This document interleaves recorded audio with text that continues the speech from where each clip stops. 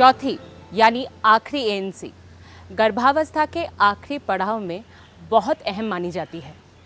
परिवार को जन्म के लिए तैयार करना, ये सुनिश्चित करना कि डिलीवरी अस्पताल में ही हो और उन्हें ये बताना कि किसी भी इमरजेंसी के समय कौन से नंबर पर फ़ोन किया जाए और कहाँ जाना है, ये सब एएनएम की सबसे बड़ी जिम्मेदारी होती है।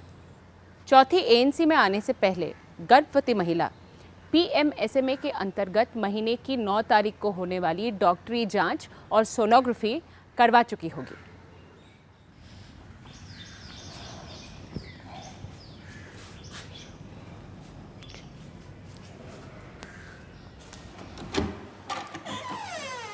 दीदी नमस्ते। नमस्ते।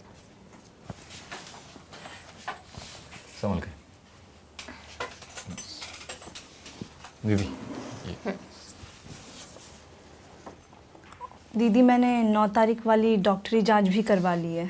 अच्छा किया अनीता, जो तुमने प्रधानमंत्री सुरक्षित मातृत्व अभियान के अंतर्गत अस्पताल जाकर 9 तारीख वाली डॉक्टरी जांच करवा ली। अब तुम्हें अपना पूरी तरह से ध्यान रखना है क्योंकि ये तुम्हारी गर्भावस्था का आखिरी पड़ाव है। जी। अच्छा, अब मुझे ये बताओ कि तुम डिलीवरी यहाँ कराओगी या मायके में? दीदी मेरा पहला बच्चा है तो सोच रही हूँ कि मायके चली जाऊँ। माँ से भी बात हुई थी फ़ोन पे तो उन्होंने भी बोला डिलीवरी के टाइम वो मुझे वहाँ के पास के अस्पताल ही ले जाएंगी। ठीक है अनीता। भाई साहब, ध्यान रहे कि डिलीवरी के वक्त आप भी उसके साथ उसके मायके में ही हो। जी दीदी, मैंने अभी से छुट्टी की अर्जी दे दी है। डिलीवरी के वक्त मैं इसी के साथ रहूँगा। अब मैं आपको कुछ बातें समझाऊंगी, ध्यान से सुनना ताकि ज़रूरत पड़ने पर याद रहे। जी। आपके एमसीपी कार्ड में मैंने सरकारी एम्बुलेंस का नंबर यहाँ लिख दिया है जी। और माता जी के यहाँ पहुँचते ही तुम वहाँ की आशा दीदी और एएनएम दीदी का नंबर भी नोट कर लेना और ज़रूरत पड़ने पर उनकी बात मुझसे फ़ोन पे करवा देना ताकि तुम्हारी गर्भावस्था के बारे में मैं उनको बता सकूं। वैसे मैंने सारी चीज़ें एमसीपी कार्ड में भी लिख दी हैं, तुम ये भी उन्हें दे देना। डिलीवरी के वक्त जो भी ज़रूरत का सामान है वो एक बैग में रख लेना ताकि दर्द उठने पर तुरंत अस्पताल जा सको और बच्चे के लिए साफ सुथरे या नए कपड़े भी रख लेना।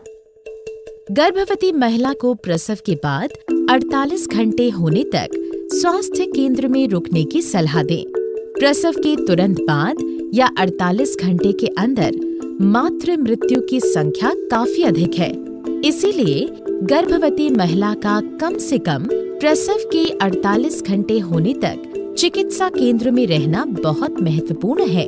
इससे उनकी जान बच सकती है। महिलाओं को खुद के लिए अधिक कपड़े और नवजात शिशु के लिए सूती कपड़ा साथ रखने की सलाह दें ताकि वो प्रसव के बाद 48 घंटे तक स्वास्थ्य केंद्र में रह सके। माँ को स्तनपान का महत्व समझाएं।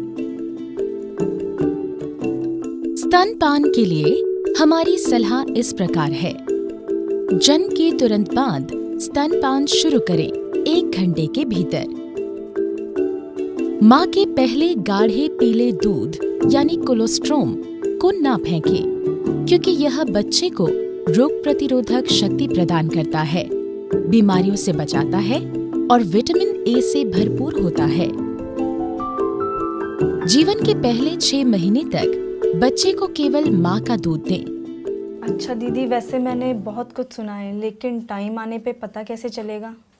दर्द के साथ साथ अगर गीला और चिपचिपा पानी छूटे, शरीर के निचले हिस्से में आगे से पीछे की तरफ दर्द बढ़ने लगे, पेट खराब सा रहे या बेचैनी सी हो तो समझ लेना कि बच्चा आने का वक्त हो गया है। वैसे अगर कोई भी परेशानी हो तो आशा दीदी को खबर देती रहना और जो तारीख मैंने तुम्हें दी है, अगर उससे पहले तुम्हें दर्द उठने लगे तो जल्द से जल्द अस्पताल पहुंच जाना ताकि तुम्हें तुरंत सहायता मिल सके। अच्छा दीदी, अगर इमरजेंसी हुई तो उसमें बहुत ज़्यादा खर्चा तो नहीं होगा?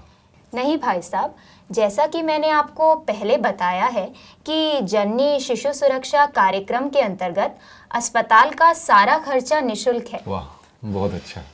जी, इसके अलावा अगर खून की ज़रूरत पड़े तो तुम्हें तुम्हारा ब्लड ग्रुप भी पता होना चाहिए। वो तुम्हारे एमसीपी कार्ड में लिखा हुआ है। जी दीदी, मैं ज़रूर ध्यान रखूँगी। और मैं भी। अब तू इन चीज़ों की टेंशन मत ले।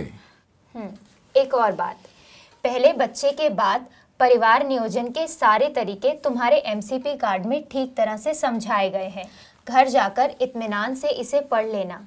2 बच्चों के बीच में अंतर रखोगे तो आगे के लिए सही रहेगा। आपस में जो भी तय करो अपनी डिलीवरी करवाने वाली नर्स को ज़रूर बता देना।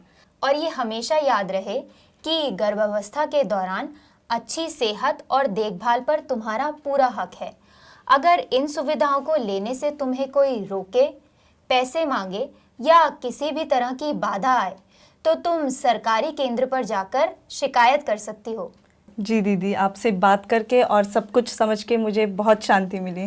बहुत बहुत धन्यवाद आपका। आपने सारी बातें इतनी अच्छी तरीके से समझाई। डिलीवरी के बाद आपके लिए देसी घी के लड्डू लाएंगे हम। नहीं भाई साहब, ये तो मेरा फर्ज था। अब बस तुम्हारा बच्चा ठीक तरीके से हो जाए तो सारा केंद्र मिलकर खुशियां मनाएगा। जी धन्यवाद। डिलीवरी से पहले गर्भवती महिला को कई बातों की फिक्र होती है, जैसे दर्द कैसा होगा, पानी कैसे निकलेगा, अस्पताल कैसे पहुंचा जाए। उनकी हर आशंका को दूर करके उन्हें सही जानकारी देना एक एएनएम का फ़र्ज़ है। ज़रूरी फ़ोन नंबर, ब्लड ग्रुप की जानकारी, जहां डिलीवरी होनी है उस अस्पताल का नाम और सभी सरकारी योजनाओं के बारे में अगर उसे ठीक से समझाया जाए तो चिंता मुक्त होकर वो बच्चे की आगमन की तैयारी कर सकती है। हम सब एएनएम तकनीकी जानकारी और संवेदनशीलता के बल पे गर्भवती महिला की साथी बनकर चलती हैं। साथ में मिलकर हम ये सुनिश्चित कर सकते हैं कि मातृत्व में औरत का पहला कदम सुरक्षित और मंगलमय हो। आशा है कि आपको इन वीडियोस को देखकर अपने रोज़मर्रा के काम में मदद ज़रूर मिलेगी। हमारे साथ बने रहने के लिए धन्यवाद।